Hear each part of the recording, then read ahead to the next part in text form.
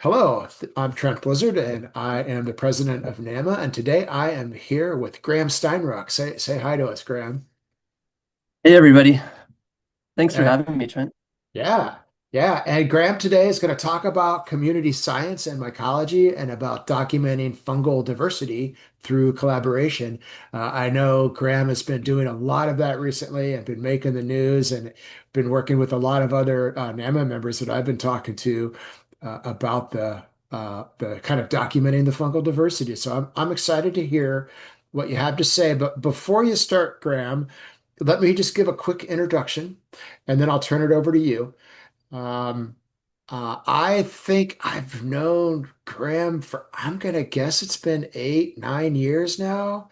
We met at the Eagle Mushroom Festival in Colorado, where you were the chef extraordinaire, and Kristen and I were the planners of the event. And I remember that meal you made there. It was awesome. A little bit much. It was like 9 courses for 90 people. I don't know if I'll ever do that again, Yeah, but it was a it was lot. delicious. It, It was it a it lot. turned out great though, and but since then we've had a lot of times together. I've hung out with you at the Telluride Mushroom Festival and done some photography of your food there as well. And we've gone matsutake hunting in Colorado. In fact, I should say we slayed matsutake in Colorado. We've slayed burn morels in Oregon together. Uh, Yeah. we've done a lot of foraging around here and there over the Yeah. years. So I'm excited that you're here today. I'll let you, when you start your slides, I'll let you give the kind of official intro with your CV and all that. So I guess without further ado, why don't you start your slides? Don't forget to include your sound for a video. And this is being recorded, so we'll put this up on our webinar page in a couple of days. So I'm going to sign off here and watch your presentation, Graham. Before I Awesome. go, I do need to tell people, put the questions in the Q&A. We'll make sure we answer them either during the presentation or at the end. And feel free to chat during the presentation. That's okay to have conversations. Okay, bye-bye. Awesome. Well, thank you so much, Trent, and thank you to Nama for having me. I really appreciate it. This opportunity is awesome to talk about one of my favorite subjects, fungi. But my name is Graham Steinruck, and I'm the founder of Biodiversity Collective, as well as the research coordinator for the Olympic Peninsula Fungi Festival. I've also been the chef for many years at the Telluride Mushroom Festival, Angos and La Mesa Wine and Wild Mushroom Dinner. And I've been fortunate enough to have my recipes featured in cookbooks, such as Wild Mushrooms by Trent and Kristen Blizzard, as well as the Fantastic Fungi Community Cookbook by Eugenia Bone, which is an awesome community cookbook as well. Um, but my recent interest has been focused around community science and mycology. Um, and I'm grateful for this opportunity to discuss how documenting fungal diversity through collaboration can help accelerate our knowledge of fungal biodiversity. And we'll also briefly discuss ways we can use this data to contribute to the growing movement to include fungi in global conservation efforts. So let's start out by asking why fungi? I think I'm preaching to the choir here, but for me, fungi represent one of the most powerful forces of life, the universal alchemists that can transform themselves into fantastical shapes, colors, and textures. They combine and condense and transfer nutrients between queendoms, creating intricate webs between the plants, animals, and insects. They can nourish us, make us laugh, heal us, and can even be made into textiles and building materials. I feel like ever since I began walking down this path of fungi, I've never stopped being amazed by them. They've opened numerous doors for me in my life and brought me so very many incredibly talented, intelligent, and kind people into my life. At the same time, ever since I was young, I've always had this urge to explore nature, seek adventures and new discoveries. So studying fungi has kind of provided an amazing opportunity to continuously learn and share and discover the incredible natural wonders of this planet we call home. So I want to talk about this person, Juliana Furci. When I first met Juliana at Telluride Mushroom Festival, I was sitting in her lecture, and I remember her asking us, the crowd, WTF, where's the fungi? We have a concept of the kingdoms of life, flora and fauna, but WTF? This question has brought Julie on a journey to help the fungi come out of the darkness and into the forefront of biodiversity research by co-authoring a paper to include fungi in our concept of flora and fauna. And many of you already know this, but now this new concept has been supported by many other scientists and researchers of this new idea of flora, fauna, and funga. And I think it's really important to note that as an NGO, they were able to get the very first country in the world, Chile, to recognize fungi in their national environmental policy. And still to this day, there are no fungi species that are listed as threatened or endangered by the United States under the Endangered Species Act. So they're really, we consider none of them endangered. I was very inspired by Fungi Foundation and Juliana's work, and I felt the urgent need to promote and document fungal biodiversity to support conservation initiatives. Julie and team have done so many amazing things that I don't have enough time at all to talk about it for the field of mycology, but I highly recommend checking out their website if you have not checked it out yet. Fungifoundation.org, fffungi.org, if you want to check that out. So let's begin by asking, WTF, where's the funga? And before we dive into community science, I wanted to just give some background here by introducing this paper that came out in 2023, produced by Kew Royal Botanic Gardens. And it gives this overview of the state of the world's plants and fungi, which drew on the expertise of over 200 scientists from 102 institutions in 30 countries worldwide. If you haven't had a chance, definitely check that paper out. The QR code at the bottom will take you to the PDF. But much of the data in the Kew paper is referencing about fungi, is referencing this paper that was published in November of 2023, provided under the Creative Commons license, entitled Pushing the Frontiers of Biodiversity Research, Unveiling the Global Diversity, Distribution, and Conservation of Fungi. And that QR code takes you there if you want to check that out. In the paper, the authors write, given that fungi play an inseparable role in our lives and in all ecosystems, and considering the fascinating questions remaining to be answered, we argue that fungi constitute the next frontier of biodiversity research.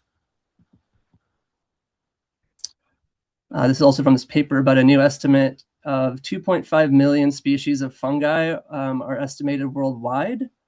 Recent predictions of global fungal diversity have ranged from 500,000 to more than 19 million. But when the research team made additional adjustments to account for endophytes and soil fungi and aquatic oceanic fungi, the global predictions emerging from these different approaches were surprisingly homogeneous at between 1.5 and 3.2 million. So they proposed a revised range of 2 to 3 million with the best estimate of 2.5. This confirms fungi as the second largest kingdom of eukaryotes after animals. So when we talk about species diversity between groups, an estimated or an updated estimate confirms that fungi as the second only to invertebrate animals in regards to species diversity. You can see here the total estimated number of species for the 4 major groups is kind of shown here in green. And then the current number of scientifically described species here is in black. So for fungi, we can see an estimated 2.5 million species, with the current number of 155,000 scientifically described species. If we look at invertebrate animals at 8.5 million estimated and approximately 1.5 million species described, We've described about 17% of them, whereas with plants, we've described almost 88% of the estimated number of plant species. And with vertebrate animals, they estimate that we have described 92.4% of the estimated species on Earth. So you can see fungi just are so underdocumented. So I'll briefly cover this because I know I'm, again, kind of preaching to the choir. But the paper mentions some ecological roles that fungi play that are really important, such as nutrient cycling and decomposition. So fungi actually obviously break down organic matter, recycling nutrients essential for ecosystems, and they're critical drivers of ecosystem functioning. They also have symbiosis with plants, and the vast majority of plants depend on fungal partners for water and nutrient uptake. And they're indispensable allies in plant survival and productivity. They're also integral to food webs and biodiversity support. They provide food for habitat for insects, mammals, and plenty of other organisms, and underpins kind of that diversity is important to resilience of ecosystems. Excuse me. As well as human uses, obviously, like medicines, food, biotechnology, and sources for innovation of health and industry.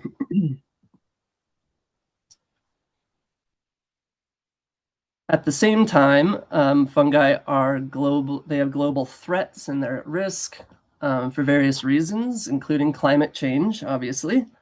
Altered precipitation and temperature patterns can disrupt fungal fruiting and distribution and threaten fungal diversity and ecosystem services. Habitat loss and land use change, such as deforestation, agriculture, and urbanization, reduce these fungal habitats, particularly severe in tropical regions where fungal diversity is the highest. Pollution and chemical inputs, including pesticides, fertilizers, pollutants, all can negatively affect soil fungal communities in particular. As well as we have invasive species such as non-native fungi, fungal diseases, which threaten biodiversity in agriculture. There's even types of fungi that, such as mycoparasites, bacteria, and mycoviruses that can decrease fungal diversity, as well as fungi that are considered possibly invasive organisms, like the mystery Jim we've named here on the right. This mushroom wasn't really found in the Hawaiian Islands 20 years ago and has now become extremely abundant in native forest habitats, possibly taking up resources and outcompeting endemic species of fungi. And there's obviously similar situations in the PNW with Calibiopsis perinata, or in Midwest or the southern states with the golden oyster. We also have knowledge gaps and underdocumentation, which is really what we'll kind of focus on a bit mostly on this talk. We have a lack of baseline knowledge that really makes conservation difficult. In fact, approximately 6% of fungal species are formally described. So finding, naming, and understanding the as yet undocumented 92 to 95% of fungi that exist out in the world is obviously an urgent priority, even according to the paper. And despite advances in technology at the current rate that scientists are describing species, it would take 720 to 1,000 years to fully describe the world's fungi. We currently describe about 2,500 species of fungi per year worldwide. So even accelerating this process by an order of magnitude of 25,000 new species per year, it would still take around a century to document them. The formal classification of fungi solely from environmental made-up barcoding data would potentially make it viable for scientists to catalog 50,000 new species per year to reduce the time to decades rather than centuries. So unfortunately, there's several barriers to documenting fungal diversity. There's vastly undescribed diversity, as we just mentioned. 6% of estimated fungal species have been formally described. So yeah, we have a lot of work to do. And that kind of makes species level conservation assessments almost impossible when we don't know they even exist. Ecological complexities, such as they have really cryptic morphology and seasonality.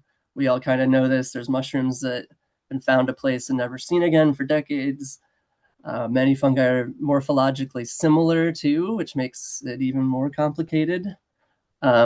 Or fruit briefly under specific conditions, so it makes them hard to detect without frequent widespread observation. We also have geographic and kind of taxonomic biases. Most fungal records come from temperate regions and well-studied groups. Tropical and subtropical fungi, for example, are severely underrepresented. There's also limited professional capacity, since there are relatively few trained mycologists globally. Fieldwork and specimen processing are time intensive and resource limited. And then we have data gaps and incomplete inventories. Like many ecosystems lack a baseline fungal survey, and this hinders conservation planning and our understanding of the ecology there. So another barrier to documenting fungi is funding, obviously. A 25-year study led by researchers at the University of Hong Kong have found that of the nearly $2 billion in funds allotted to projects globally, 82.9% were devoted to vertebrates. And in fact, Asian elephants were the focus of 556 projects, receiving approximately $38.3 million.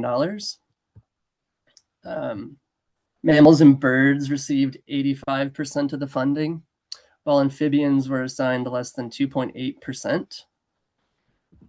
And invertebrates and plants were each given 6.6% of the total resources, while algae and fungi only benefited from about 0.2% of that money. And like, don't get me wrong, like, you know, it's not like save the whales so we should kill the sea turtles kind of thing, but fungi are just really underdocumented and need support financially. And here's a link to that paper if you wanted to read the whole thing. Found it fairly interesting. So at the same time, we're facing a mass extinction event within our lifetime. While extinction is a natural process due to climate change and human impact, this has drastically increased in the last decade. The report estimates that 45% of all flowering plant species, which is pretty much all plants on Earth, are currently at risk of extinction. This has a direct impact on these fungal communities that rely on them to survive. And this also means that we could be literally losing species of fungi before they're even described. In fact, scientists predicted the extinction risk of all flowering plants for the first time in this very paper and found that 3 and 4 of the plant species yet to be described are likely to be at risk of extinction, which is pretty depressing to think about. And I'm going to maybe not go over this math because it's kind of even more depressing to think about, but I was looking at this kind of a couple other papers to get a number of like how many OTUs or like specific fungi to specific plants are there per plant. And they were saying that there's on a lower end estimated about 5.2 unique OTUs or up to 9.9 OTUs. It's kind of hard to get a good number there, but you can see this is like it multiples worse of a problem for fungi, since there's tons of fungi that rely on these plants. It's also estimated that 80 to 90% of all land plants rely on symbiotic relationships of mycorrhizae with fungi to obtain water and nutrients from soil. And virtually all individual plants and plant species studied to date have endophytic fungi living inside their tissues that we actually know very little about. So circling back, this effort to document fungi has led to 625 species being assessed for the International Union for Conservation of Nature, or the IUCN, Red List of Threatened Species, of which 352 are considered to be globally threatened or near threatened, so 56% of those.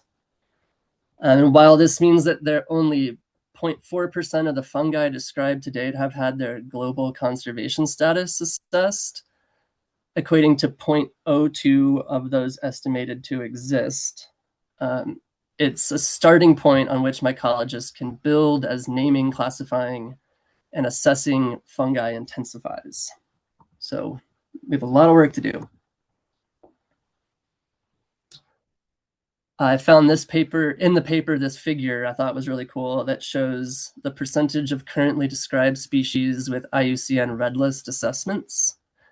Vertebrate animals are by far the most assessed group, with IUCN Red List categories for 80.1% of known species. However, at the other end of the scale, we know almost nothing about fungi, with Red List assessments covering only 0.4% of currently described species and only 0.02% of those estimated to exist. Which kind of leads to the question, how do you work out which fungi to conserve when about 90% of the species estimated to exist on Earth are yet to be formally described?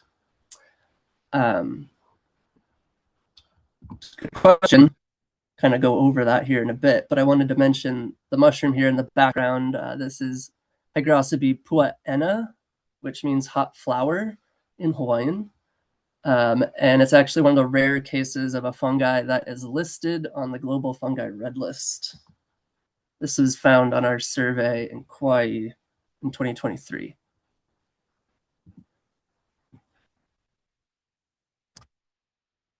So the main problem we kind of went over, 90% of fungal species are undescribed, and making species level assessment for conservation is nearly impossible with where we're at now. So we've got these kind of proposed approaches from the report. They say focus on ecosystems and habitats. So protect habitats known to harbor high fungal diversity, and that habitat conservation indirectly safeguards undescribed fungi. Prioritizing functional groups such as mycorrhizal fungi, decomposers, and pathogens that are highlighted as functionally indispensable to ecosystems. And conserving these groups ensures ecosystem resilience without species level detail as well. We can use red list style assessments for well-known taxa. So where species are described, we can apply IUCN criteria to assess their extinction risk. These can serve as flagship fungi to broader awareness and protection. Integrate fungi into plant and ecosystem conservation frameworks. So since fungi are tightly linked to plants, protecting plant diversity can also conserve their fungal partner. And we should kind of be thinking of conservation planning to include fungi alongside the flora. We can also leverage community science, which is kind of where we're going, and distributed observation networks. And this report kind of stresses that inclusive data collection is vital to fill gaps quickly, and that community science can expand these geographic and temporal coverages, helping identify rare or threatened fungi.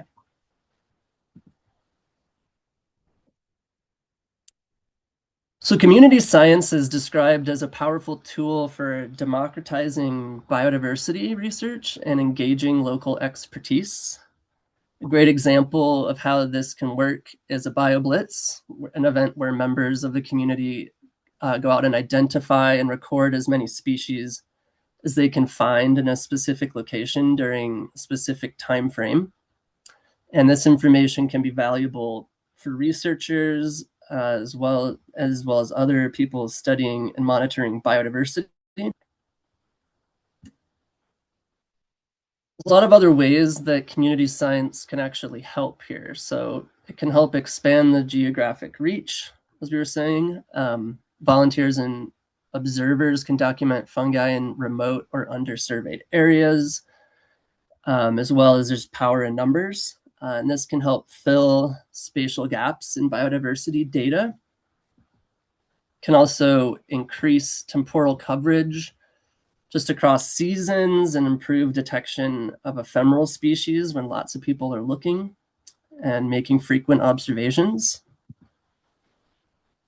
Can also build local knowledge and stewardship through community involvement, and that can kind of foster ecological awareness and cultural and ecosystem respect.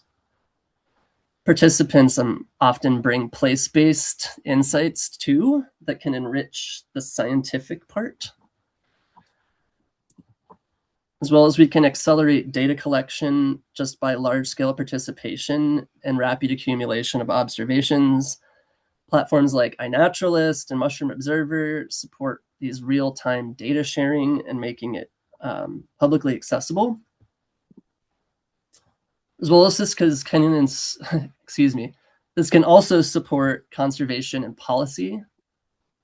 Community-generated data can even inform habitat protection and species assessments. The report had even emphasized that distributed networks of observers are essential for documenting fungal diversity. A recent paper in Conservation Letters explores these ideas in much greater detail. This is it here. And what I found compelling is how they connect the major conservation gaps to the strengths of citizen science. They also have a few great case study examples in this paper, such as Fundus, which many of you are aware of. And for a full-length PDF, that QR code will take you there. I found it quite interesting.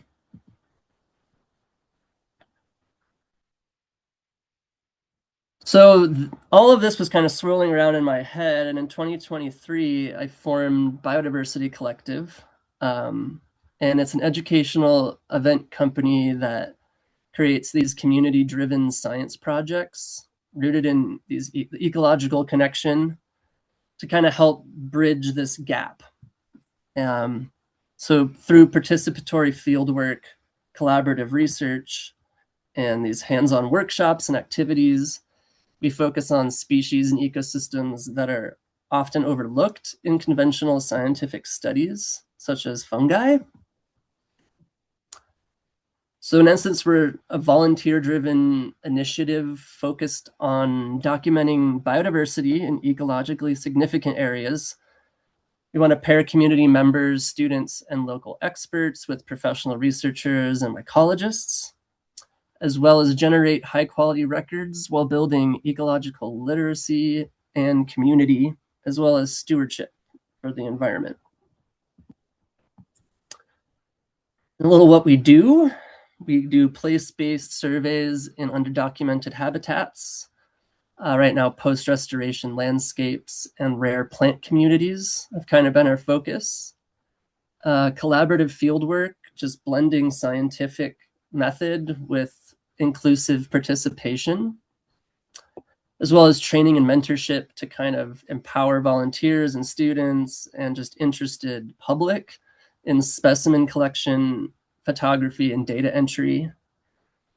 As well as we want to make sure that when we do all this, that we're doing this respectfully in coordination with local agencies and the local community.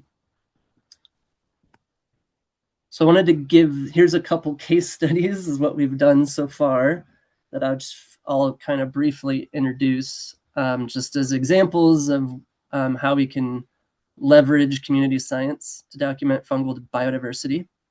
And this one is very dear to my heart, the Elwha River Fungal Biodiversity Survey.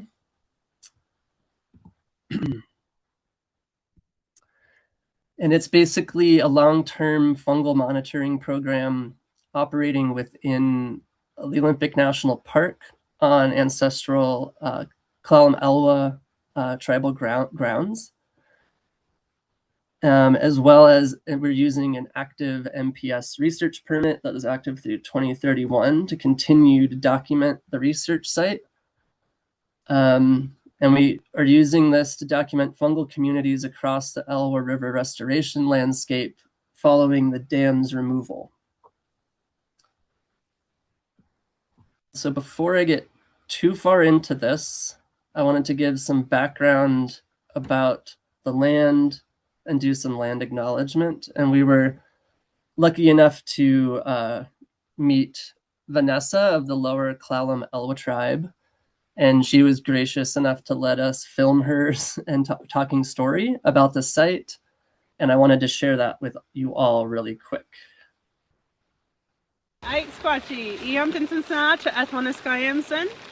Good morning, my honored friends and relatives. I am Vanessa, or Eampton, and I am a member of the Lower Elwha Clallam tribe. And I would like to formally welcome you to our historical village site we call Titi'olf.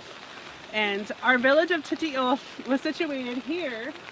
It was the largest inland permanent village site of the Clallam people because this river supported a sockeye run, one of the largest sockeye runs in the Northwest. The dams, when they were built to block the sockeye run, they were immediately extirpated. They no longer exist in the Elwha. And so the dams were there was one of them just a mile and a half downriver of us, and then the Glines Canyon Dam was up above us in the park. Those were removed in 2011 to 2015, which we dewatered these reservoirs. Where we're standing now, or would have previously been underwater. So these are the terraces that were formed when we did what was called the drawdown. It was drawn down over time that created these beautiful, what we call terraces, that were eventually revegetated. Thankfully, the Elwha, my people, last year was the first time we've been able to fish in 12 years. So welcome to Titi'olf, and I'm excited you guys are all here to learn about the fungi that are now recolonizing the lake bed. So if you want to learn more about the salmon run she was mentioning, this article just came out in 2013 that they just greeted the largest Chinook salmon run in over 20 years. So the restoration effort is succeeding, and yeah, I'm just so happy to see that river turning back into its natural state. If you want to learn more about the Elwha tribe's story of dewatering the dam, I really, really can't recommend this documentary more. It's called The Beautiful Undammed. I don't know if you've seen some of these Wild Hope series done by PBS and Nature, but they're absolutely lovely, and it gives you a really great background on just how important this site is as a restoration area and to the Lower Clallam Elwha people. So when we decided that we wanted to offer to study the fungi of the former lake bed, we did reach out to the Lower Clallam Elwha and just kind of wanted to find out what sort of things they want to know about the restoration area when it comes to fungi. And they basically said, whatever you'll tell us, we'd love to know. So they said, whatever you want to do.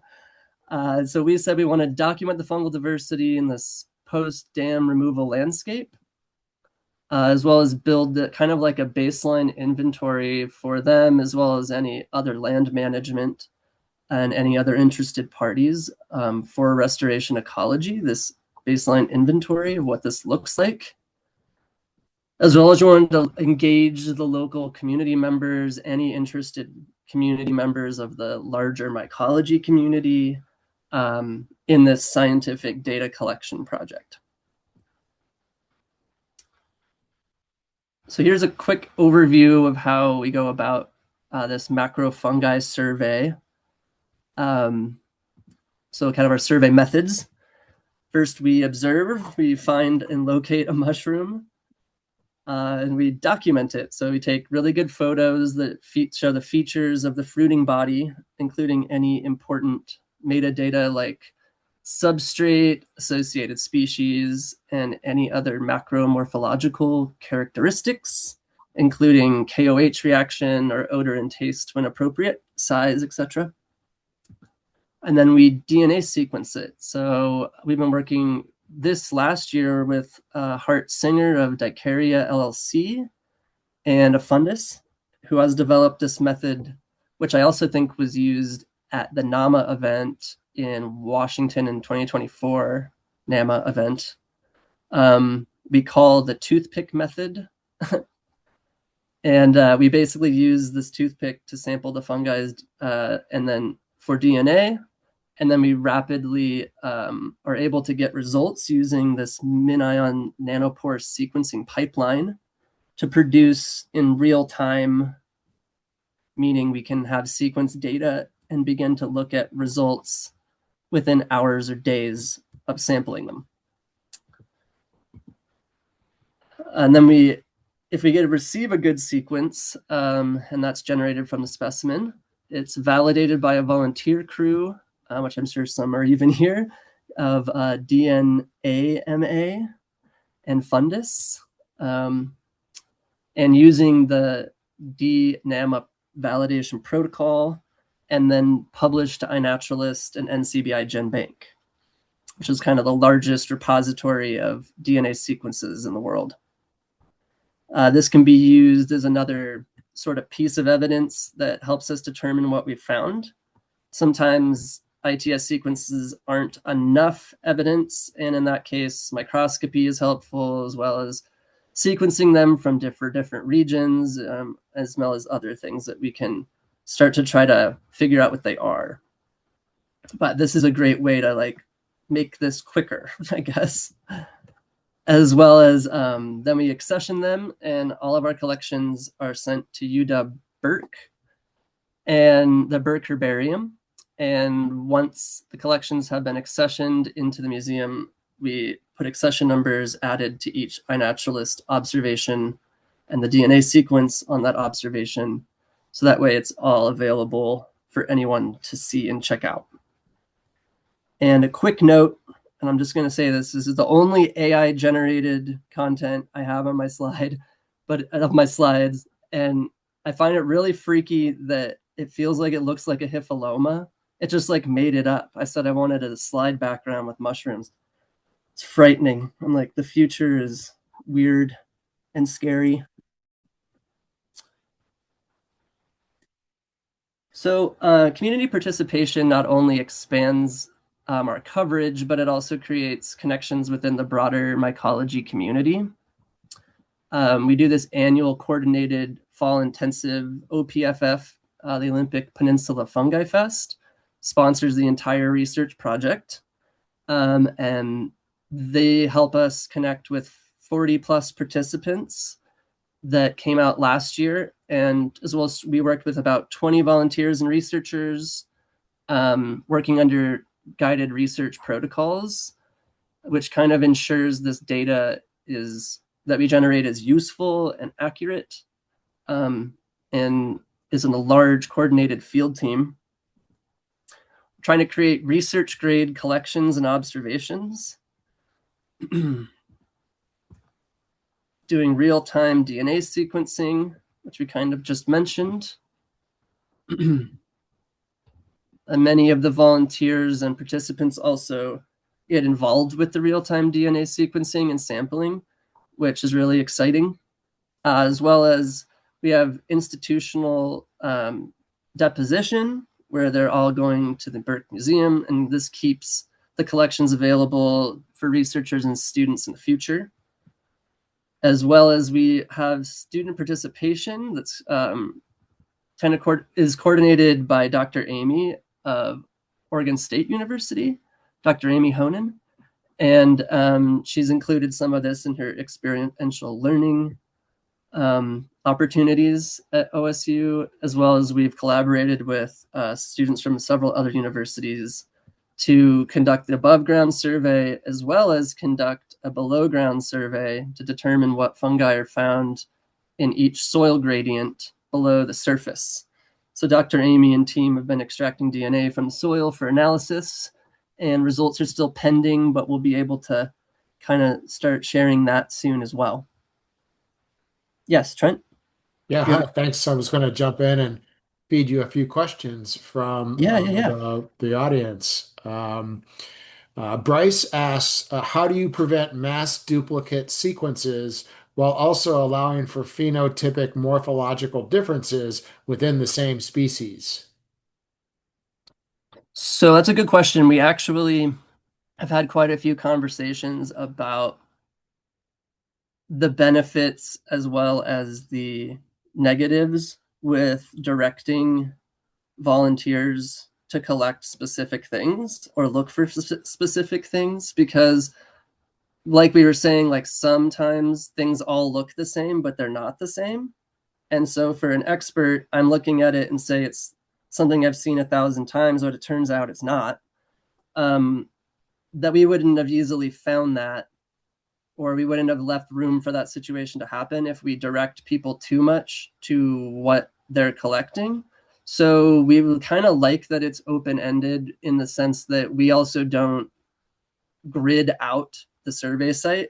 So we're not actually calculating abundance yet. We're just calculating a baseline inventory of what fungi live there first. And then we can start to do more of that kind of stuff in the future, we hope. So interestingly, when we don't direct people to collect a specific thing at all and just say collect anything, we actually get like not accurate abundance, but it gives us some sort of estimate of abundance in the sense that the most observed fungi last the first year in 2024 was different than the most observed fungi in 2025, and they were the same dates. So I don't know if we can actually fully use that data and say that it's like determines anything, but it points to something that I think might be kind of interesting. I don't know if that answers that question. Seems like it does. Yeah, it seems like it does. That was a good answer. I have two more questions from Terry Wright.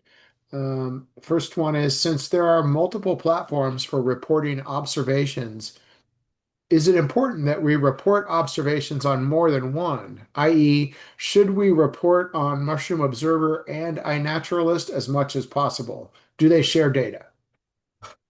I believe that they do, and I don't know specifically with Mycomap, but I know that with iNaturalist, like GBIF, for example, and several other organizations use iNaturalist data and they bring it over to their uh, servers and their network.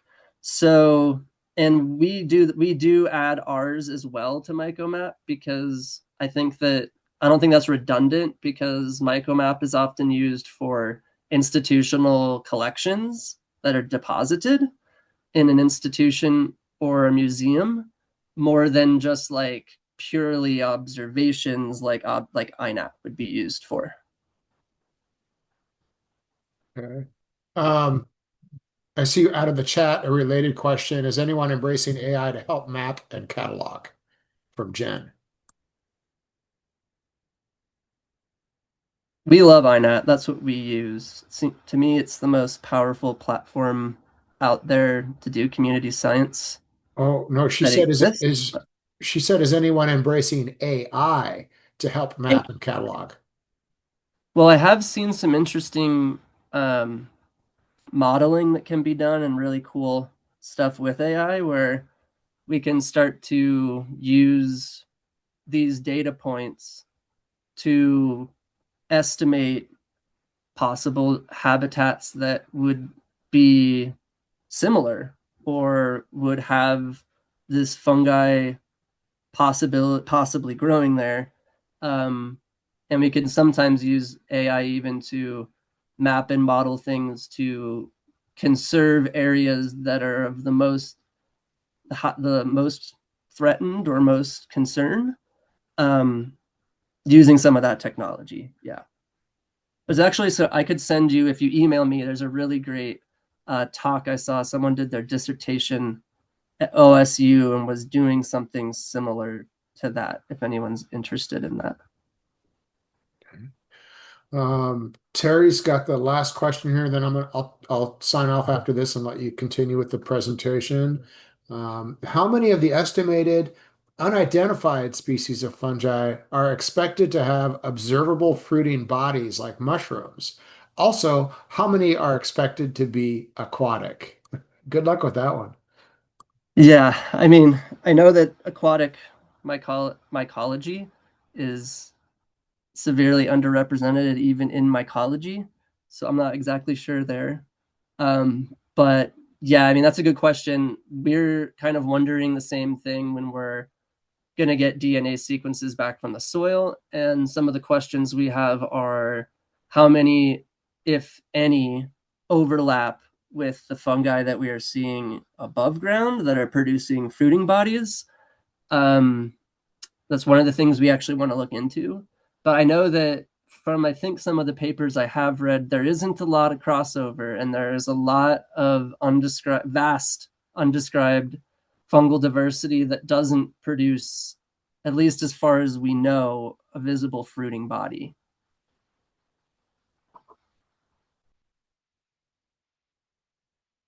Okay. So I was just going to show just some really quick overview of some of the results from the survey so far. So in 2024, we made about 424 collections with 417 about validated barcodes. And we used Stephen Russell and Mycota for that. And we got about 244 putative or like seemingly distinct species where the ITS sequences were different from each other enough that we considered them different. And obviously there's a lot of overlap. You can see there that we collected and resequenced material over and over again. You know, the question is, and we were just kind of discussing this, is, when you're putting in depositions into the herbarium, fungarium, how many redundant collections do you really want in a fungarium, for example? So we have to kind of start to figure out different pipelines and workflows that, sort fungi so that we're not making too many redundant collections of the same material. And we've been trying to figure out ways to, limit how many of them we're actually sending to the museum versus just being like, well, we took a DNA sequence, that's good enough. In 2025, just last October, we just did about 1,200 collections. So we did more than double, which I think it was a wonderful mushroom season in Washington on the Olympic Peninsula last year. But also people went hard and they got excited and really pushed to make collections. It's not as many as NAMA did in 2024 in Washington, but we're pretty proud of the 1,200 collections. I think there was like over 1,700 observations, and we did limit more this year what we did dry for museum specimens versus just getting sequences from. So far, we have about 760 barcodes that have come in, and there's still, I think, a couple more plates to be uploaded, which just means there should be more barcodes coming. We probably have closer to 1,000 or more barcodes that we'll have generated from this project last year. And so far, our species count is around over 400 putative species. And just really fast, just because it's kind of fun to look at because it's rainbow colored, is a sunburst diagram that I kind of made that just kind of shows the families in the center ring and the genera on the outer ring in the amounts we saw them. So you can kind of see that Mycena there at the bottom was the most frequently observed with about 42 observations. And this is kind of like the long tail going off. So these are all the ones that had fewer than 7 records. or families with fewer than 7 records, and genera with fewer than 2. So this kind of shows that and we actually removed too some that were only identified, that we weren't sure on the identification if it was correct. But they had to be at least identified to family level. And this shows this long tail of diversity of these low frequency taxa that still add to this overall species richness of how species rich this area really is.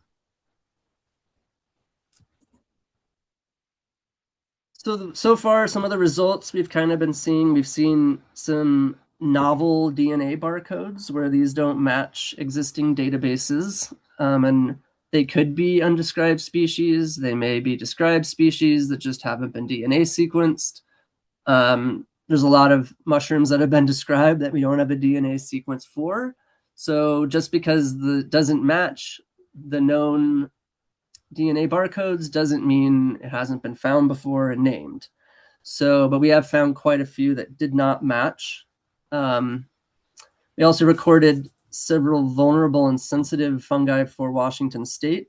There is on the Washington Natural Heritage Program's website is the only rare fungi list so far for the state of Washington.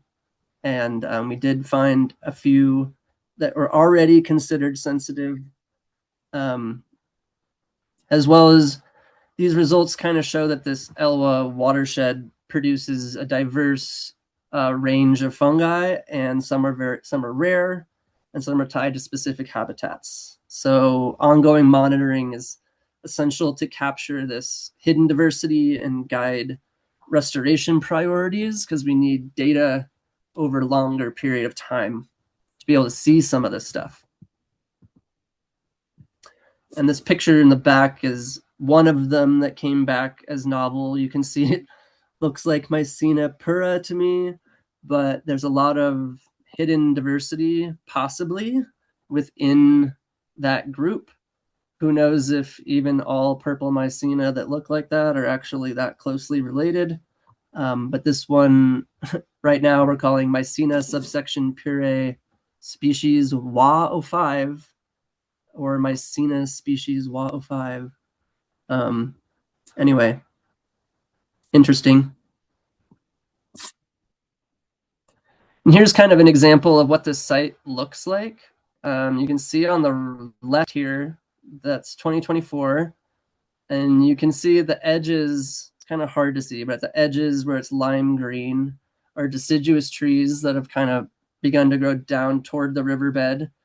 Some of the sites are still almost bare in this area in 2024, but you can see on the right, apologize for the kind of blown out photo, but you can see that they're kind of starting to grow in and colonize the area. Willows, lupins, cottonwoods, grasses. Much of this site has actually been staked and seeded and planted by the Elwha tribe and their partners to rejuvenate this former lake bed. So closer to the highway, which would be, I guess, south of us from where I'm looking, is where they've done a lot of restoration, whereas further down the river, it's harder to do because it gets washed away. But you can see that slowly it's starting to accumulate upriver instead of washing downstream and out to sea. And one of the most interesting results that we found was the sheer number of macrofungi that were fruiting on the former Lake Aldwell bed. Dr. Amy and I walked in and we're literally just stunned with how many different species we were finding the first time we went in. And this was one of the more exciting finds to me, actually, on the lake bed, is this Tricholoma amophyllum, which is the PNW version of Tricholoma populinum, the sandy trike, or the cottonwood mushroom in English, which is edible and is used still to this day extensively by the Salish tribes as a food source. Nancy Turner actually came to the event that year, who wrote the paper, which I found even more strange coincidence. but it was found in abundance in the restoration area near the staked planted cottonwoods. So similar to the story of the salmon returning to their natural habitats, the restoration of the cottonwood stands in this former Lake Aldwell site has the potential to support the reestablishment of these culturally significant fungal plant associations as ecological succession can continue, which I find really exciting. If you'd like more information, here's a link to the paper by Nancy and team. And they also discuss interior Salish people's name for this mushroom, as well as harvest techniques, preparation, and storage. It's a pretty cool article. At the time, T. amophyllum was not considered a separate species at the time this was written.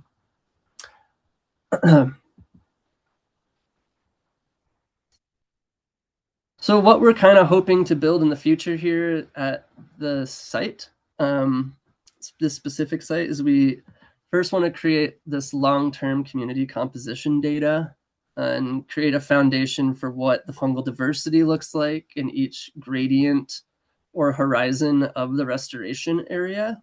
So whether it's the lake bed or the riparian zone or the staked zone or the conifer zone, etc. And then we kind of want to build functional guild baselines, figure out what kind of guilds you see, ectomycorrhizal fungi, saprotrophs, parasites, in the different habitats and how their proportions shift. And this will kind of help us begin to track which fungal lineages possibly appear when, what parts of restoration they appear. And we want to examine these maybe clade level patterns to see whether particular lineages are associated with specific stages of the restoration.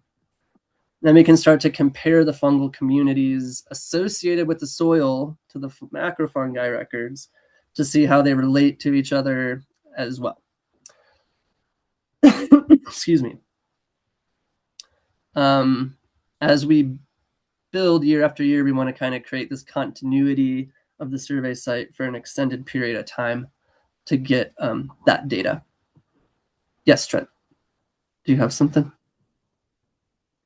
Yeah, we got a few questions here. Is now a good time to feed you a few Sure. more? Okay. Sure.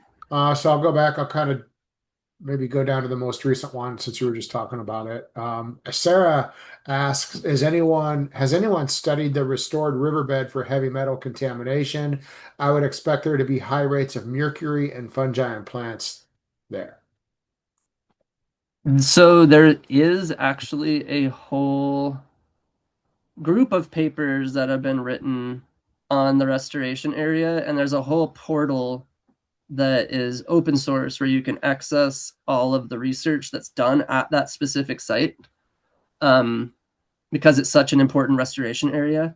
But interestingly, there was fungi research that was done, but it was mostly in relation to the lupins and the willows and their associates. So there's not a lot of data as to just like a baseline of what the fungi were there. As far as heavy metals goes, I'm not entirely sure, but I wouldn't be surprised. There's a lot of research that's been done at the site. Okay. Relatedly, is there a plant survey going on at the same time as the fungal survey? Any associations question, also by Sarah. Good question. We don't have that currently being done. There are many surveys that are being conducted there that are wildlife surveys, as well as I know there's a lot of work by the tribe, as well as there's a whole research division run by the tribe that does a lot of research on what's going on with the plants there and the animals that are returning, the salmon, all those things. So this is kind of just adding to that. Is what we're trying to do. Ari asks, how do the Klallam tribe secure funding to improve Chinook habitat of the Elwha River? Sorry, can you repeat that? How does the Klallam tribe secure funding to improve Chinook habitat of the Elwha River? That's a good question as well, and I think they do deal with it in the documentary a little bit. There was a collaboration between the state of Washington, the Olympic National Park, and the tribe. So I think the tribe did all of the petitioning for all of the funding and was able to get that, which was a monumental task to start to replant all of that. It's a very large area. There's actually two reservoirs, and this is just one that we're surveying right now. Okay, now we're going to go a little further back. Maddie Snavely asked, how does the process work if you send an unmatched sequenced specimen? Now, quotation, unmatched sequenced specimen. Who works to figure it out and compare to holotypes or even name it? So that's done by a validation committee slash volunteer crew. Be cool if there was funding to pay some of these folks that do an amazing job validating all of the fundus sequences, all of the NAMA sequences, my sequences. So there's a group of people that do that. If you're interested in getting involved in that, there's ways of doing that too. Um, so any interested parties, you can just message me, email me, and I can shoot you the right direction on where to learn that. But we basically use this platform called Mycomap, um, and it's cool. It's developed by Stephen Russell. They've created this like database system that we can upload all of our data, search it across many different known repositories of data, and then we can look at it almost like a search result. When we start to struggle to find any good matches, often we end up giving these a temporary code. So it doesn't mean that it's new. We just try to create what we say like a bin to put it in, and we put that online. Hopefully, someone else will see it. And sometimes some of the things we make a temporary code for turn out to be a known species of fungi. In fact, right now they're sequencing a bunch of holotypes, and I just got two this week that matched European holotypes that we had given Pacific Northwest temp codes. So we love to see when they resolve to species name. Everyone's like, finally, we have a name for what we're calling PNW-07 or whatever. But that's how we deal with that currently.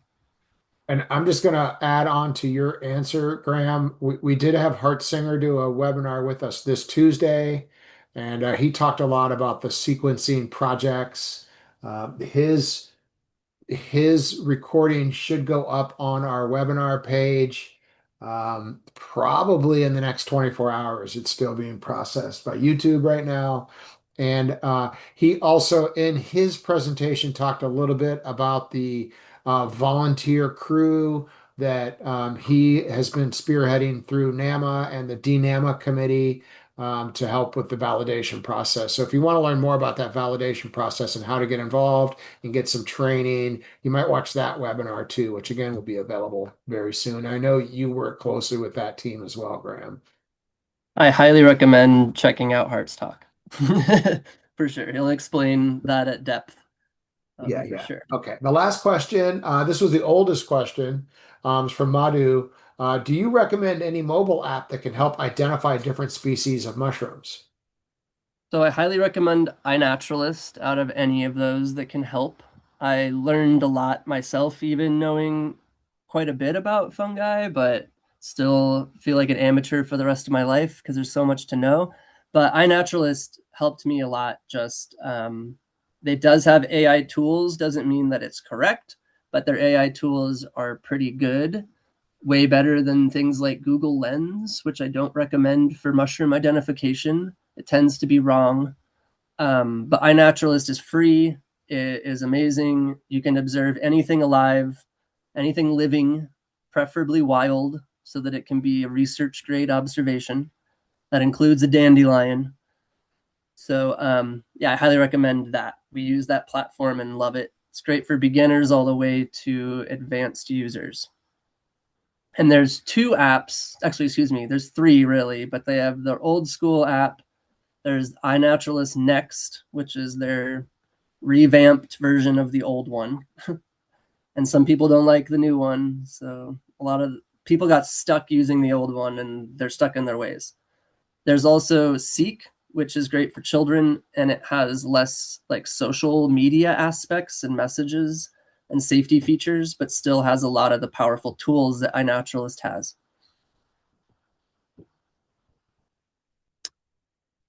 So I just wanted to give a shout out here to, this is only half of the 2025 Ella River Fungal Biodiversity Survey team. And I just want to give a huge thanks and shout out to everyone who contributed last year. You guys absolutely killed it. You all absolutely killed it. And such an amazing group of people that joined us. If you want to learn more about our project, the Elba River project, you can check out Aaron of Mushroom Wonderland. I think he was also just on doing a Zoom recently. Definitely check out his. It's the history one, and I loved it. It's really interesting. But the Fungal Diversity Survey on the Elba River, check out. It's like a 30-minute episode. You can watch it more in depth and see some of the soil sampling and some of the cool things that we're doing there. Also want to say Hotnanson, which is in Klallam language, thank you to everyone that helped support this event and project. It's taken some monumental effort, but I really want to give a special shout out to the guidance from the Elba Klallam tribe, everyone at the Burke Museum who helps us. Huge shout out to Olympic Peninsula Fungi Festival for supporting our event and finding all of the funding for this project. David is such an awesome guy and does so much to make sure that this happens. Who's the coordinator of the festival. Huge shout out to Oregon State University, Western Washington University, and Peninsula College. For sending students and helping with lab stuff and all sorts of various things. Thank you, thank you, thank you. Thank you also to all the sponsors last year who helped make this project possible, as well as Mycology helped us the year before doing all the DNA sequencing. So thank you all so much. Big shout out to Country Air for donating a lot of money to get this sequencing done. If you want to get involved, head on over to www.olipenfungifest.com or scan the QR. You can get involved. I think there's going to be a few more citizen science walks out in the field that will be conducted again as part of the survey this year. So yeah, check out the website. They have not announced the tickets yet, but I think they will soon. Trent? Oh, you're doing great. Go ahead and wrap up. Oh, yeah, I just want to go over this really fast. I really wanted to mostly talk about the Elwa project for this. But recently we just got back in January conducting the Kauai Fungal Biodiversity Survey. And absolutely, again, dear to my heart, this is our second year we've done this. And sometimes people ask us why Kauai, but it's has one of the highest levels of endemism in the world and is some of the most threatened ecosystem on the planet. And we know very little about the fungi there. There's very little records of fungi there. So just wanted to make sure here. So the first year that we conducted it, we produced about 300 vouchered collections, and those all went to the Bishop Museum Herbarium, aka the Bish. And that doubled Kauai's documented fungi, if you can believe that.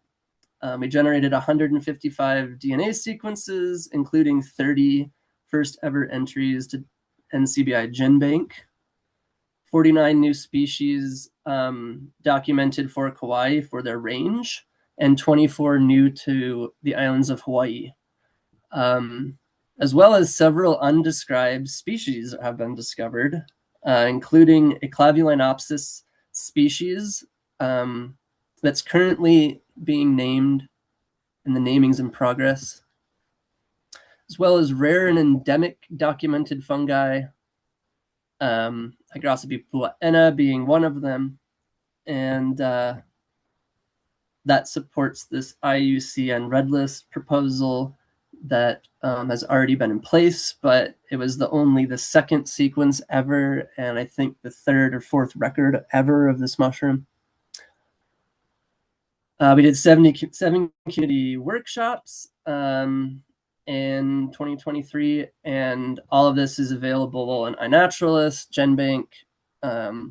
There's also 22 taxa that are shared with a study done in French Polynesia and Moorea, revealing this specific biogeographic connection, which is really cool. Here's that Clavulinopsis that is undescribed. It was over 6% different than known species of Clavulinopsis. Dr. Joshua Berkebach from the University of Tennessee is currently working on this with Jack Johnson to describe it. And since he was just working on this genera, and he has said, well, it's easy to know this one actually isn't represented, which means it's new. So that's why we know it's new. In 2026, just in January, we just completed another one. A group of 15 researchers and mycologists conducted a 7-day survey of the island, and we also had the Kauai Mushroom Summit, which is a series of workshops and demonstrations again. And this is the crew that came out, some of them, not all of them, that came out for the summit, as well as many of the researchers. Just thank you all so much for everything. You're amazing. The research team, including Dr. Todd from University of Wisconsin. He did the work in Moorea and French Polynesia. Really great crew of people that did a lot of hard work to make it all happen. So just a couple quick mushrooms before we run, because I know we didn't look at a lot of mushrooms, but there was so many interesting collections we found this year, like this extremely umbonant Mycena that was found by Connor Dooley that I absolutely love.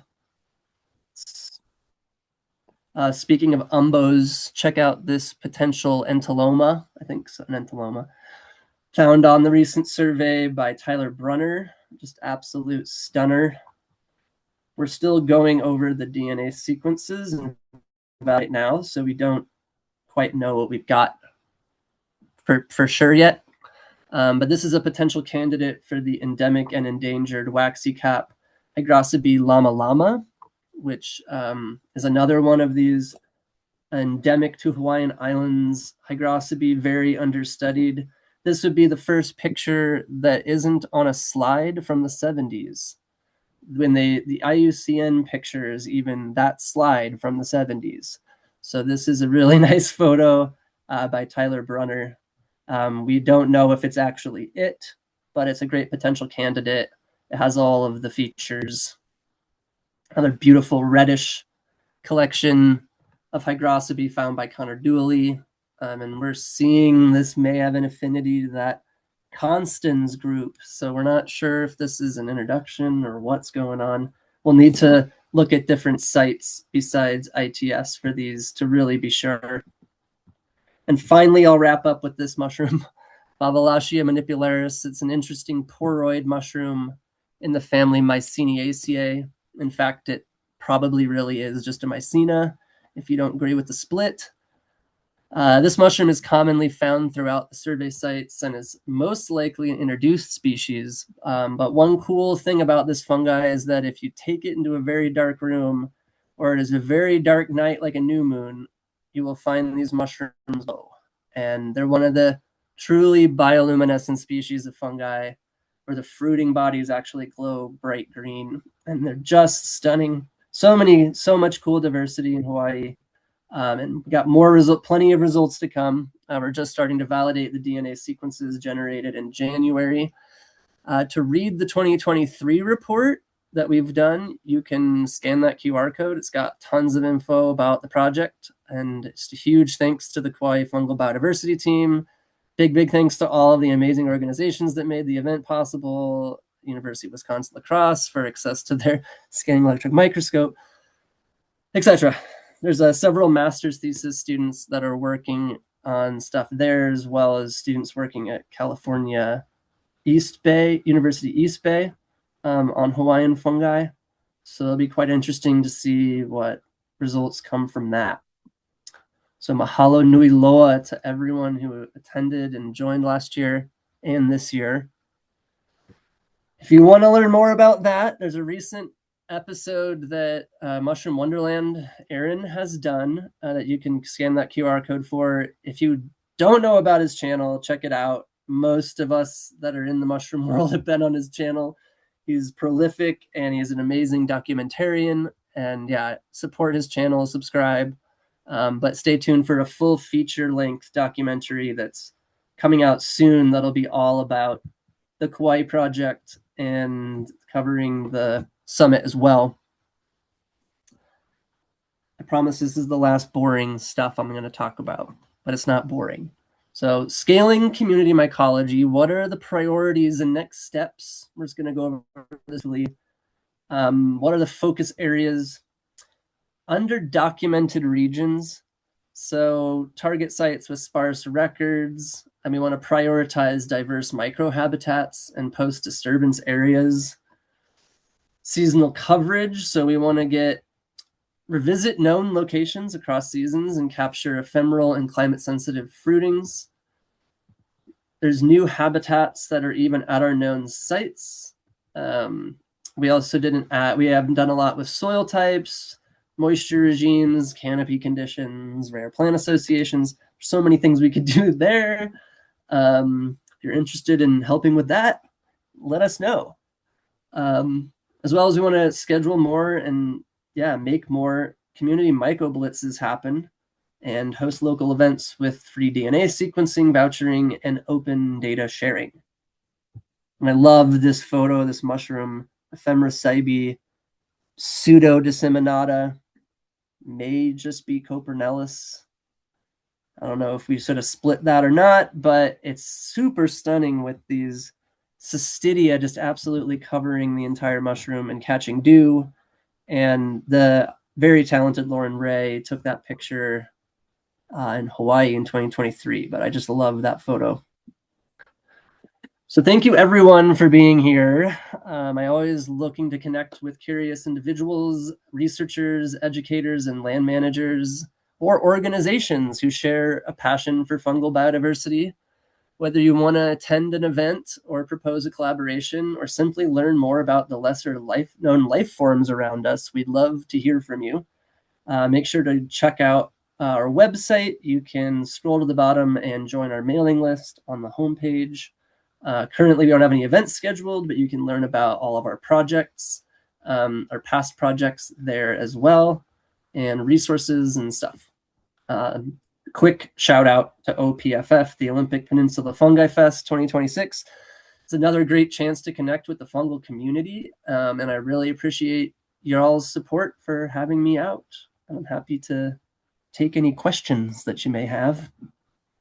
Colleen just asked about the name of the YouTube channel. I just put that into the chat. I think she meant Aaron Hilliard's Mushroom Wonderland channel. Correct.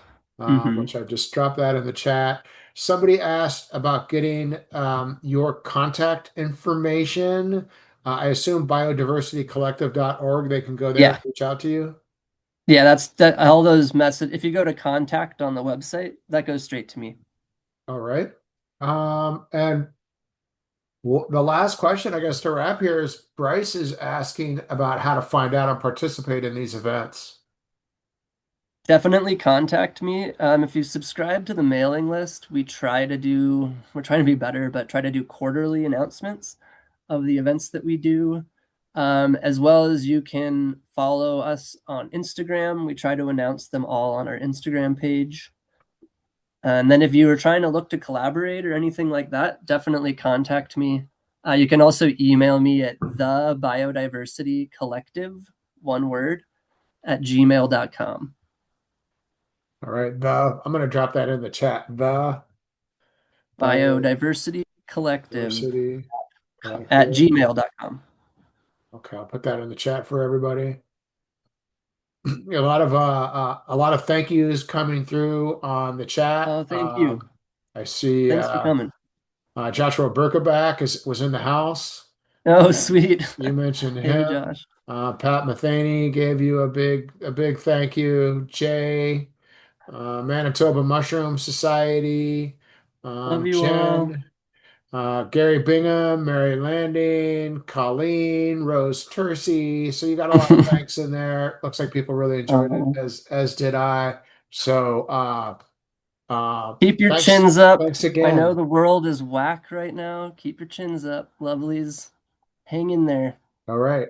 We're doing Well, it for the mushrooms. say goodnight, everyone, and Good night. we'll sign off. All right. See you at the next one. Bye bye, guys. Yeah, thanks, Trent. Thank you.